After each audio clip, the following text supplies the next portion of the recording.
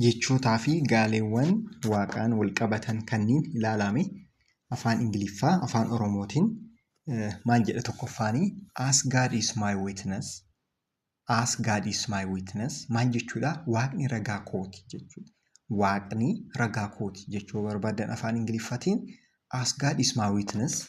As God is my witness jettanii jechuudha. Fakkeenyaaf as God is my witness I did not take your book jedha. As God is my witness I did not take your book. Waaqayyo ragaa kooti ani kitaaba kee hin fudhanne. Waaqayyo ragaa kooti ani kitaaba kee hin fudhanne. Lammaffaan as God is my witness, I will finish this work tomorrow.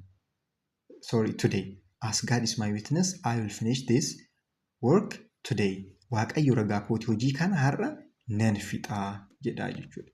Fakkeenyi dhumaa immoo as God is my witness, I am telling the truth. As God is my witness, I am telling the truth.